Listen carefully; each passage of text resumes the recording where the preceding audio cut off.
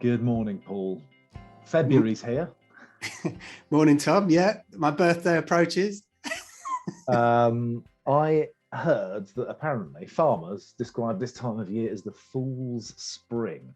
Oh, right. Which is a term I'd not heard before, but yeah, I definitely recognise it because I took the kids to the school in the car this morning. It was 8 degrees. Yeah. Which is not what you expect at 7 o'clock in the morning in February. Yeah. So we cannot be lulled into a false sense of security. No. Winter will strike back in due course, but let's enjoy it while we can.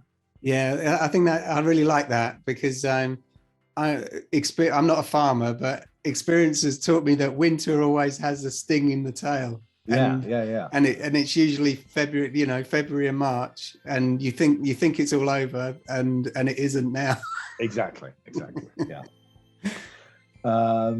So just a quick one this month, I think. A couple of sort of digital updates. We've got People on Works now endorsed, recommended, as it perhaps might be the phrase, by the CEC, the Careers Approved, Company.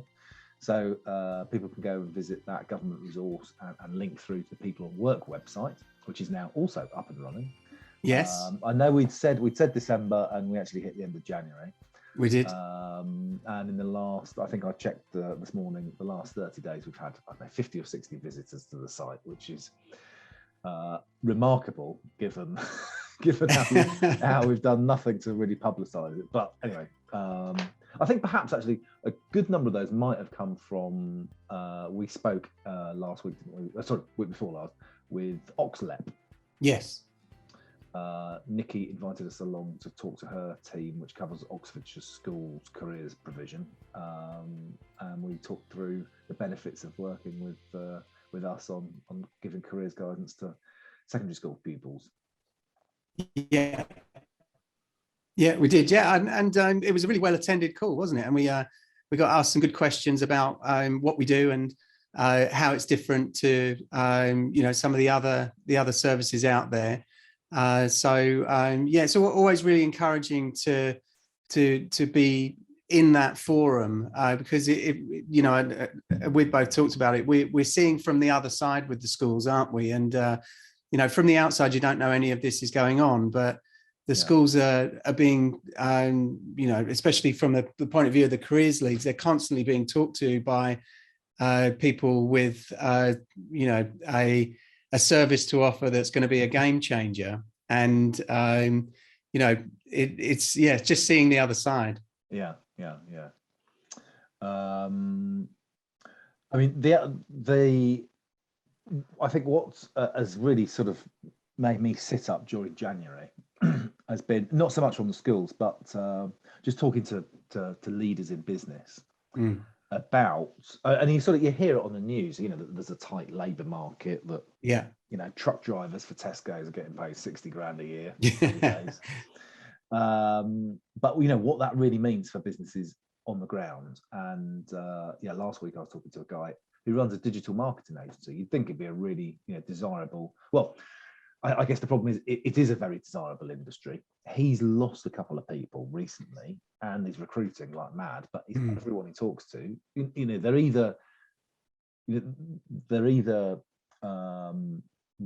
really inexperienced, perhaps sort of just out of college and haven't really got any track record, or they're massively expensive, or want to work in London.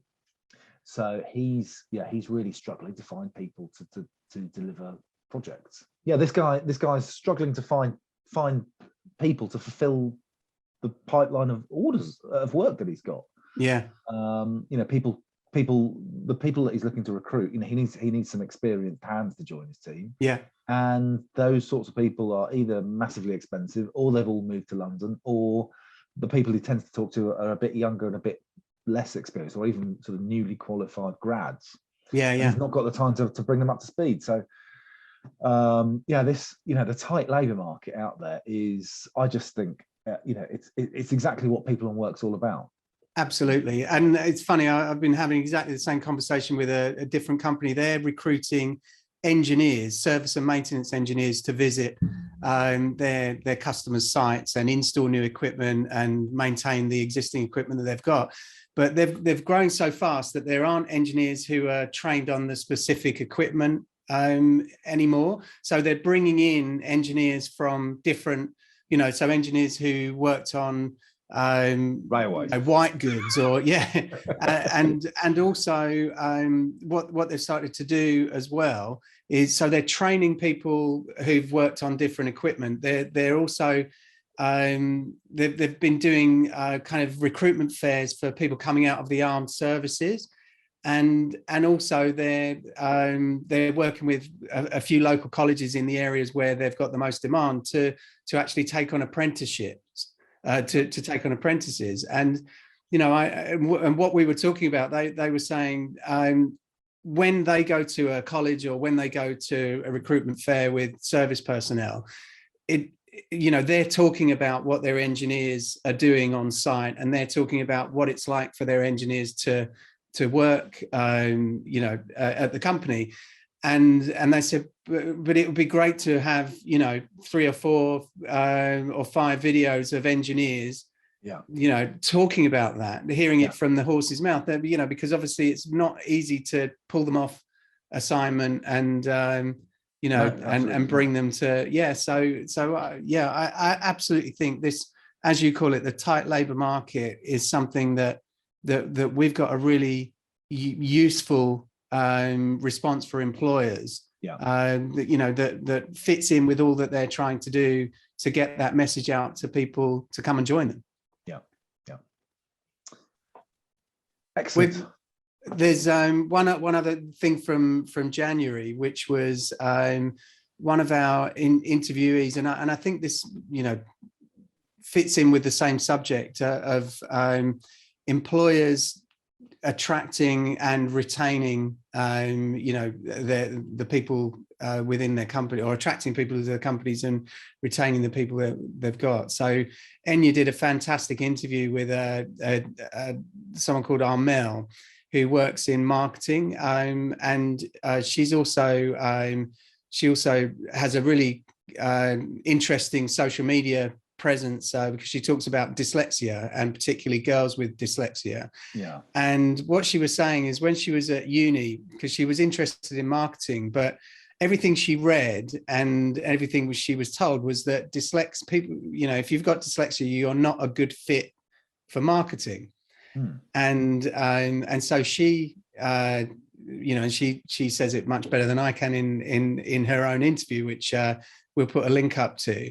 But so she was kind of dissuaded from going into marketing, but actually went in that route anyway, and found out not only she really likes it, but she's really good at it, and found ways that there were challenges, but they've all been challenges that she's overcome. And it just goes back to why we do what we do, which is, somebody else can tell you, or you can read in a book why something might be suited to you or not. But then if there's somebody actually doing the job, and you hear that, despite what they've been told and despite the challenges that they might have faced, that they're doing it and they're enjoying it, and their careers developing and growing in a way that's interesting to them. I think those are stories that we should still be really motivated. And we are, because the channel's so sort of fast and responsive. Perhaps there was a time when dyslexic people struggled to be marketing executives. Because it was all print media. But actually, the world has moved a huge amount in the last 50 years or 10 years or 20 years or whatever, but actually, I'm sure there's a lot more money and effort put into now, broadcast, whether it's Josh Rogan getting having a nightmare on Spotify with his podcast, or YouTube, or Netflix, or product placement, or careers guidance is well behind the curve. We're behind the curve, but we're hopefully we're a bit closer than the competition. And in every video we're posting, we're staying on the curve at least. Exactly.